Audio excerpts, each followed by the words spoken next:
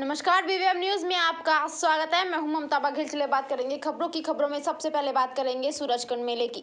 लगभग 2 साल बाद आयोजित होने वाले विश्व प्रसिद्ध 35वें अंतर्राष्ट्रीय सूरजकुंड क्राफ्ट मेले की तैयारियां शुरू हो चुकी हैं, जिसे 15 जनवरी तक पूरा कर लिया जाएगा। इस बार मेले में ब्रिटेन जहां पार्टनर कंट्री होगा, वहीं 21 साल बाद जम्मू कश्मीर मेले का थीम स्टेट होगा। फिलहाल 23 देशों के भाग लेने के लिए संपर्क किया गया है और विदेश मंत्रालय से पुष्टि होने के बाद इनकी भागीदारी पर मोहर लगाई जा चुकी है। नोडल अधिकारी के अनुसार इस बार का मेला पिछले मेलों के मुकाबले और भी बेहतरीन होने वाला है। मेले के नोडल अधिकारी राजेश जून ने बताया कि मेले की तैयारियां शुरू कर दी हैं और देश विदेश से मेले में भागीदार करने वाले लोगों की भी स्वीकृति हमारे पास हो चुकी है। फिलहाल 23 देशों ने मेले में भागीदारी करने के लिए अपनी संस्कृति भेज दी है और जैसे ही विदेश मंत्रालय से हमें भागीदारी करने वाले देशों की इंफॉर्मेशन आएगी, उन्हें स्वीकृति दे दी जाएगी। नोडल अधिकारी ने बताया कि इस बार जम्मू कश्मीर थीम स्टेट होगा और 21 साल पहले वर्ष 2000 में जम्मू कश्मीर इस मेले का थीम स्टेट रह चुका है और अब लंबे अंतराल के बाद इस मेले में दर्शकों को जम्मू कश्मीर का आर्ट एंड क्राफ्ट तथा संस्कृति देखने को मिलेगी। नोडल अधिकारी ने बताया कि बहुत जल्द ही हम विज्ञापन के जरिए मेले में भाग लेने वाले हस्तशिल्पों को निमंत्रण देंगे और उनकी भागीदारी सुनिश्चित करेंगे। मेले की तैयारी को लेकर हम काम कर रहे हैं और 15 जनवरी तक तमाम तैयारियां पूरी कर ली जाएंगी और पिछले मेलों के मुकाबले इस बार और बेहतर तरीके से मेले का आयोजन किया जाएगा। इसमें देश से और विदेश से पार्टिसिपेशन कॉन्फर्मेशन हमारे पास पहुंचना शुरू हो गया है और अभी तक 23 देशों की कॉन्फर्मेशन हमारे पास पहुंच चुकी है। इसका विदेश मंत्रालय से जैसे ही हमारे पास इसकी फर्दर कॉन्फर्मेशन आएगी, उसके अनुरूप आगे इसकी पार्टिसिपेशन को इंश्योर किया जाएगा। बाकी देशों से भी लगातार ऑलमोस्ट ऑन डेली बेसिस हम संपर्क में हैं और ये नंबर ऑफ कंट्रीज़ का जो कॉन्फर्मेशन है ये बढ़ता जा रहा है। इस बार थीम स्टेट की बात करें तो थीम स्टेट कौन बनने जा रहा है? थीम स्टेट इस बार जम्मू एंड कश्मीर है। 2000 में जम्मू और कश्मीर पहली बार यहाँ एज थीम स्टेट आया था और इस बार as union territory Jammu and Kashmir हमारा थीम स्टेट होगा। तो करीब 21 साल बाद जम्मू एंड कश्मीर की जो है संस्कृति और वहाँ की आर्ट एंड क्राफ्ट और कल्चर को देखने का दर्शकों को भरपूर मौका मिलेगा। चलिए मैं रुक करेंगे अगली खबर की। आंगनवाड़ी महिलाओं ने कहा कि इससे पहले भी 3 दिन तक हड़ताल करके अपनी मांगे पूरी करवाने के लिए सरकार को ज्ञापन दे दिया था, पर सरकार ने अभी तक बातचीत करने के लिए हमें नहीं बुलाया है। अगर सरकार का यही रवैया रहता है तो आंगनवाड़ी महिलाएं भी पीछे नहीं हटने वाली और आने वाले 7 दिसंबर तक सरकार ने उनसे बातचीत नहीं की तो वे 8 दिसंबर से सभी की आंगनवाड़ी महिलाएं अनिश्चितकालीन धरने पर बैठ जाएंगी। 18 में हड़ताल हम लोगों ने करी थी, उस पर 12 सूत्रीय मांग पत्र भी सरकार ने सहमति जताई थी, जो कि आज तक की वादा पूरा नहीं किया है। इसी को लेके हम दोबारा से रोज प्रदर्शन पे उतरे हैं यहाँ पे और 7 तारीख तक हमारे को सरकार बातचीत के लिए नहीं बुलाती है तो हम 8 तारीख से अनिश्चितकालीन हड़ताल करेंगे। अभी कुछ समय पहले भी आप लोगों ने 2 दिन का हड़ताल 3 दिन का प्रदर्शन किया था। ये ट्रेलर था जी, एक शुरुआत थी हमारी हड़ताल की। तो अब 8 तारीख से बिल्कुल तालाबंदी हड़ताल है पूरे प्रदेश के अंदर। पर आप लोगों ने जो पहले जो अभी जो हाल ही में जो आप लोगों ने जो विरोध प्रदर्शन दिखाया था आप लोगों ने, उसमें ज्ञापन भी दिया था। ज्ञापन भी दिया था हमने, 19 सूत्रीय मांग पत्र दिया था, अब फिर मांग पत्र दिया। इस पर सरकार ने कोई सहमति नहीं जताई, अभी तक हमारे को बातचीत के लिए नहीं बुलाया। अब लेटर हमने जो दिया था उसके लिए ये बोला था कि हम आपकी मांगे आगे तक पहुंचा देंगे, लेकिन आगे तक कोई कार्रवाई नहीं पहुंची। अब क्या कर रहे हैं आप लोग, अब क्या करेंगे आगे? हमारा जो पोर्शन टेकर का अगर सरकार हमें बुला लेती है बातचीत के लिए तो हम ये धरना यहीं ख़त्म कर देंगे, नहीं बुलाती है तो अनिश्चितकालीन हड़ताल के लिए 8 तारीख से हम धरने पे बैठ जाएंगे। मुख्य मांगे भी हैं आप लोग की, क्या हाँ, मांगे क्या हैं आप लोग की? हमारी 19 मांगे हैं, 19 मांगे। हाँ जी। मुख्य मांग क्या है, क्या सबसे ज़्यादा फोकस करवाना चाह रहे हैं आप? सबसे ज़्यादा पोर्शन टेकर का दबाव ना बनाया जाए, उसको ख़त्म किया जाए और जो हमारे ऑनलाइन डाटा के लिए हमें फ़ोन दिए जाए, टैब वगैरह दिए जाए। चलिए मैं रुक करेंगे अगली खबर की और खबर में बात करेंगे बढ़ते प्रदूषण को लेकर। राष्ट्रीय राजधानी दिल्ली से सटे हरियाणा के औद्योगिक जिले फरीदाबाद में प्रदूषण का स्तर कम करने के लिए अब पुलिस भी अपने स्तर पर कार्यवाही में जुट गई है। पुराने डीजल और पेट्रोल वाहन प्रदूषण का बड़ा कारण माना जाता है, इन पर नकेल कसने के लिए पुलिस ने कड़े कदम उठाने शुरू कर दिए। इसी कड़ी में पृथ्वी सिंह एचपीएस ने बताया कि अब पुलिस आयुक्त विकास अरोड़ा ने जिले के सभी थाना व चौकी प्रभारियों के लिए 10 साल पुराने डीजल वाहन और 15 साल पुराने पेट्रोल वाहनों को जब्त करने का लक्ष्य निर्धारित कर दिया है। आदेश के मुताबिक शहर में सभी जगह नाके लगाकर पुराने वाहनों पर निगरानी शुरू हो गई है। पुलिस वाहनों को रोक कर देख रही है कि वे कितने पुराने हैं। सुप्रीम कोर्ट के आदेश के अनुसार दिल्ली एनसीआर में 10 साल पुराने डीजल और 15 साल पुराने वाहनों पर पूरी तरह रोक लगा दी गई है। उन्होंने बताया कि पुराने वाहनों को पहले भी जब्त किया जा रहा था। प्रदूषण का स्तर बढ़ते ही इस पर विशेष अभियान चलाने के आदेश दिए गए हैं। इसके तहत ज्यादा से ज्यादा वाहन जब्त करने हैं। जब्त किए वाहनों का क्या करना है यह भी स्पष्ट नहीं है, पर जिस मालिक के यहाँ वाहन होंगे उन्हें छुड़ाना बहुत मुश्किल होगा। बाद में पुलिस इन वाहनों को गोली लगाकर कबाड़ में बेच सकती है। लंबी कानूनी प्रक्रिया के तहत ही लोग अपने पुराने वाहनों को वापस पा सकेंगे, मगर उन्हें वाहन सड़क पर चलाने की अनुमति नहीं होगी। सीपी साहब ने आदेश दिए थे, तो करीब करीब ये 10 दिनों से हम इस अभियान को चला रहे हैं। तो इसके अंदर हमने लगभग 10 साल पुराने डीजल के व्हीकल और 15 साल पुराने पेट्रोल के व्हीकल, ये हमने करीब करीब 336 जो है इम्पाउंड किए हैं। तो ये टोटल एनसीआर में जैसे भी अपना धुआं ज़्यादा हो रहा है, पोल्यूशन फैल रहा है, उसको रोकने के लिए एक कोशिश है। ये स्टडी यही बताती है कि एक डीजल का व्हीकल है वो 40 सीएनजी के व्हीकल के बराबर जो है पोल्यूशन करता है और 24-25 पेट्रोल के व्हीकल के बराबर पोल्यूशन करता है। तो इस हिसाब से हम जागरूकता फैला रहे हैं लोगों में। तो कार्रवाई चालान भी किए जा रहे हैं ताकि लोग समझें और इस तरह के जो पुराने वाहन हैं उनको ना चलाएं। यस, पोल्यूशन के चालान भी हमने बहुत ज़्यादा किए हैं और लोगों में जागरूकता के लिए हम सभा भी कर रहे हैं।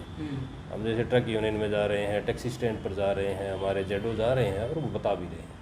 आगे भी सर किस तरह के इसी तरह से चलिए बात करेंगे प्रदूषण की स्थिति को देखते हुए सुप्रीम कोर्ट ने निर्माण और विध्वंस की गतिविधियों पर रोक लगाने का फैसला लिया है। फरीदाबाद में लगातार प्रदूषण का स्तर बढ़ता ही जा रहा है। ऐसे में लोगों को कई दिक्कतों का सामना करना पड़ रहा है। निर्माण गतिविधियों पर लगे बैन के चलते मजदूरों की मुश्किलें बढ़ी है। एनसीआर में अगले आदेश तक निर्माण गतिविधियों पर फिर से रोक लगा दी गई है। हालांकि गैर प्रदूषणकारी निर्माण गतिविधियों जैसे प्लम्बिंग कार्य, इंटीरियर डेकोरेशन, इलेक्ट्रिकल वर्क और बढ़ाईगिरी की अनुमति है। सुप्रीम कोर्ट ने अधिकारियों से कंस्ट्रक्शन वर्कर्स के कल्याण के लिए लेबर सेस के रूप में एकत्र किए गए धन को उपयोग करने को कहा है। वहीं फरीदाबाद में प्रशासन की तरफ से सभी तरह के प्रयास नाकाम रहे और पोल्यूशन लेवल अपने चरम पर है। फरीदाबाद में लगातार प्रदूषण का स्तर बढ़ता जा रहा है। ऐसे में लोगों को कई दिक्कतों का सामना करना पड़ता है, जिससे उनकी स्वास्थ्य पर भी बहुत बुरा असर पड़ता है। प्रदूषण से निकले हुए छोटे छोटे कण इंसान के शरीर में जाते हैं, जिससे उन्हें कई तकलीफों का सामना करना पड़ता है। एयर क्वालिटी मैनेजमेंट की तरफ से डायरेक्शन आती हैं और हम उनको स्ट्रिक्टली कंप्लाई कर रहे हैं। और जो इंडस्ट्रीज़ में भी जो क्लीनर फ्यूल और जो अप्रूव्ड फ्यूल के अलावा कोई भी इंडस्ट्री नहीं चल रही है और हम डे और नाइट पेट्रोलिंग कंटिन्यू कर रहे हैं। रात में भी पेट्रोलिंग होती है, दिन में भी पेट्रोलिंग होती है। अब जैसे डीजी सेट मैन है, डी सेट के हमारे फरीदाबाद डिस्ट्रिक्ट में 3 केस मिले थे जो कमीशन की डायरेक्शन के अगेंस्ट चले हुए थे और तीनों के खिलाफ हमने एक्शन ले लिया। 2 बल्लभगढ़ रीजन के थे, 1 फरीदाबाद रीजन का है। और बाकी इस पे जैसे अभी एट प्रेजेंट कोई स्टोन क्रैशर पूरे ज़िले में नहीं चल रहा है, कोई हॉट मिक्स प्लांट नहीं है अपने ज़िले में। फरीदाबाद ज़िले में सारे भट्टे, फरीदाबाद डिस्ट्रिक्ट में सारे भट्टे बंद हैं, कोई भी ऑपरेशनल नहीं है। और इंडस्ट्रीज़ पे भी बहुत कंप्लायंस का प्रेशर है और वो कोई भी अनअप्रूव्ड फ्यूल यूज़ नहीं करती है। बाकी जो ये रोड पे जो डस्ट वगैरह का जो एमिशन हमें दिखते हैं, बेसिकली जिसकी वजह से AQI में लगातार बढ़ रहा है जो ये। चलिए अभी बात करेंगे अगली खबर की। हरियाणा के सभी जिलों में महिलाओं को महिला विरुद्ध अपराधों के प्रति जागरूक करने के लिए हरियाणा महिला पुलिस की ओर से पंचकुला से साइकिल जागृति यात्रा का आयोजन किया जा रहा है, जिसके तहत हरियाणा के सभी जिलों में ये साइकिल जागृति यात्रा पहुंचेगी। इसी कड़ी में 6 जागृति यात्रा फरीदाबाद पहुंची है ये साइकिल, और जहां सभी का फूल मालाओं से पुलिस अधिकारियों ने स्वागत किया है। आपको बता दें कि जागृति यात्रा के माध्यम से महिला पुलिस की टीम साइकिल के द्वारा हरियाणा के सभी जिलों का भ्रमण कर रही है। ये यात्रा शहर और गांव-गांव पहुंचकर महिलाओं को पुलिस और सरकार की नीतियों तथा उनके लिए बनाए गए कानूनों से अवगत करवा रही है, ताकि महिलाओं के विरुद्ध अपराधों के प्रति उन्हें जागरूक किया जा सके और उन्हें बताया जा सके कि आखिरकार सरकार ने उनकी सुरक्षा के लिए क्या प्रावधान किए हैं। यात्रा में शामिल महिला पुलिसकर्मी ने बताया कि इस यात्रा के दौरान उन्हें ऐसी महिलाएं भी मिली जिन्हें ये भी मालूम नहीं था कि महिला विरुद्ध अपराधों के लिए महिला थानों की स्थापना की गई है। उन्होंने कहा कि डीजीपी पार्थ अग्रवाल की सोच थी कि महिलाओं को जागरूक करने के लिए जागृति यात्रा निकालनी चाहिए, जिसके तहत पूरे प्रदेश की महिलाओं को जागरूक किया जा सके। उन्होंने बताया कि अब ये जागृति यात्रा पलवल होते हुए उनकी तरफ प्रस्थान करेगी। देखिए, ये जो साइकिल यात्रा हम नहीं कहेंगे, जागृति यात्रा, जो कि हमारे माननीय डीजीपी साहब पीके अग्रवाल सर और कला रामचंद्रन जी एडीजीपी मैडम और भारती अरोड़ा मैडम जी जो कि आईजी अंबाला रेंज है, जो कि अभी सीएडब्ल्यू का काम देख रही हैं, तो ये उनका ही एक ये लक्ष्य था, उद्देश्य था कि ये यात्रा ज़रूर निकाली जाए, क्योंकि हरियाणा के आज भी बहुत सा ऐसे गांव हैं जिनमें कि कुछ औरतों को पता ही नहीं है कि अगर उनके साथ कुछ भी गलत होता है तो उनको कहाँ आवाज़ उठानी है, कहाँ अपनी समस्या को बताना है और किस हेल्पलाइन नंबर पे उनको कॉल करनी है, कहाँ से उनको अपना न्याय मांगना है। तो इस जागृति यात्रा का निकालने का उद्देश्य यही था, जो कि हरियाणा पुलिस की बहुत ही अच्छी पहल है और ये मेरी जो टीम की पूरी 15 मेंबर हैं, ये हम इस लक्ष्य को पूरा करेंगे। और ये यात्रा जो है पंचकुला से निकली है। आज 11वां डिस्ट्रिक्ट है फरीदाबाद, जो कि 1194 किलोमीटर की हमें दूरी तय करनी है और मुझे लगता है कि हम 500 किलोमीटर जो है ये हमारी टीम ने ये सब कवर कर लिया है।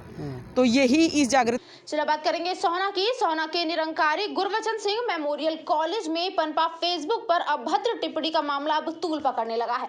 इसी मामले को लेकर दर्जन भर युवकों ने एक छात्र की बुरी तरह से पिटाई कर डाली और बताया कि कुछ समय पहले कुछ असामाजिक तत्वों के लोगों ने फेसबुक पर अभद्र टिप्पणी कर इसे सांप्रदायिक बनाने का प्रयास किया था, जिसको लेकर एक विशेष समुदाय के दर्जन भर युवकों ने एक छात्र को कॉलेज के कैंपस में पीटा, जिसे सोहना के नागरिक अस्पताल में इमरजेंसी में लाया गया, जहां पर 2 घंटे तक कोई भी डॉक्टर छात्र के इलाज के लिए नहीं मिला। मजबूर होकर छात्र को पुलिस सहायता लेनी पड़ी।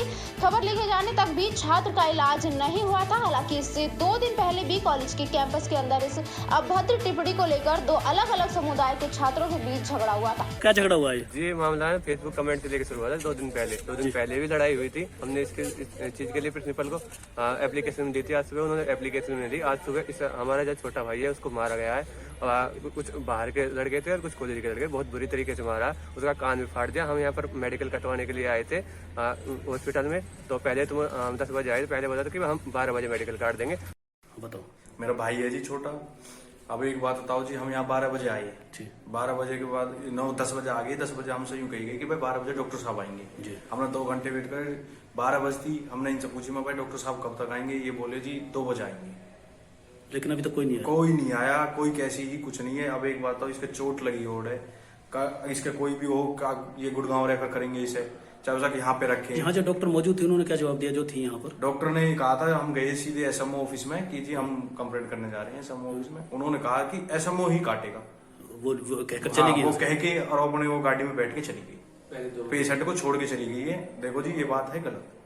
चलिए बात करेंगे पलवल की। 3 कृषि कानूनों की वापसी के साथ कई मांगों को लेकर जारी किसानों के आंदोलन को आज एक पूरा साल हो गया है। आंदोलन के 1 साल पूरे होने के उपलक्ष्य में देश भर में कई कार्यक्रम आयोजित करने की योजना बनाई गई है। इस मौके पर पलवल के NH-19 स्थित अटोहा चौक पर चल रहे धरना स्थल पर भी बड़ी संख्या में किसान इकट्ठा हो रहे हैं और किसान आंदोलन के 1 वर्ष पूरा होने का जश्न मना रहे हैं। इस अवसर पर किसानों ने आंदोलन में जान गंवा देने वाले करीब 700 किसानों के लिए यज्ञ हवन का भी आयोजन किया। उनके लिए मौन भी रखा गया। इस धरने में पलवल, मेवात, हथीन, होडल, फरीदाबाद, हसनपुर इलाके से किसान पहुंचे हैं और धरना स्थल पर हवन यज्ञ के बाद कई प्रकार के सांस्कृतिक कार्यक्रमों का आयोजन भी किया गया है और इन कार्यक्रमों का आयोजन आसपास के गांव से आकर किसान करेंगे। किसान नेता रतन सिंह का कहना है कि किसान आंदोलन को 1 वर्ष पूरा हो चुका है, जिसका जश्न धरना स्थल पर मनाया जा रहा है। उन्होंने कहा कि देश के प्रधानमंत्री नरेंद्र मोदी द्वारा 3 कृषि कानूनों को वापस लेने का ऐलान तो कर दिया गया है, लेकिन जब तक ये तीनों कृषि कानून संसद में कानूनी प्रक्रिया के तहत वापस नहीं लिए जाते हैं, वे MSP को कानूनी दर्जा देने सहित कानून की अन्य मांगों को भी पूरा नहीं किया जाता है, तब तक उनका आंदोलन यूं ही जारी रहेगा। उन्होंने कहा कि वे देश के प्रधानमंत्री नरेंद्र मोदी के इस फैसले का स्वागत करते हैं। अगर वास्तव में देश के प्रधानमंत्री किसान हितैषी हैं तो उन्हें किसानों की एमएसपी को कानूनी दर्जा देने के सहित अन्य मांगों को भी मान लेना चाहिए। उन्होंने कहा संयुक्त मोर्चा की मीटिंग है जिसमें दिल्ली ट्रैक्टर मार्च के लिए फैसला लिया जाना है। ट्रैक्टर मार्च को लेकर जैसे ही आदेश उन्हें प्राप्त होते हैं उसी आधार पर आगे की रूपरेखा उनके द्वारा तैयार की जाएगी। और अभी 19 तारीख को प्रधानमंत्री ने जो हमारे 3 कृषि कानून बिल थे जिनको हमने किसानों ने काले कानून के नाम से उसको घोषित कर रखा था, जो किसान की मौत के एक वारंट के रूप में थे, उनको वापस लेकर के आंशिक जो है किसानों को राहत देने का काम किया है। लेकिन उसके साथ साथ हमारी दूसरी मुख्य मांग भी है, जो एमएसपी है, जो किसानों को मिनिमम सपोर्ट प्राइस के नाम से जो सरकार तय करती है रेट, किसानों की ये मांग है एमएसपी भी हमारी लागू की जानी चाहिए और उसको कानूनी दर्जा दिया जाना चाहिए। उसके साथ साथ कुछ और मांग भी हैं जो लिख करके सरकार को दे रखी है। जैसे 2020 का कृषि बिल था, उसको भी हमने कहा कि इसको पेश करने की ज़रूरत नहीं है, इसको रद्द किया जाए। दूसरा, उसके साथ साथ किसानों को पराली जलाने पर एक अपराधी घोषित किया गया, वो कानून बना हुआ है और उसमें किसान के जुर्माना और सज़ा तक का प्रावधान है। तो हमने ये भी लिख के दे रखा है किसान नेताओं ने कि उसको भी रद्द किया जाए। दूसरा, जो 700 से ज़्यादा किसान। बीवीएम न्यूज़ में फिलहाल के लिए इतना ही। अब बने रहिए हमारे साथ, देखते रहिए बीवीएम न्यूज़। नमस्कार।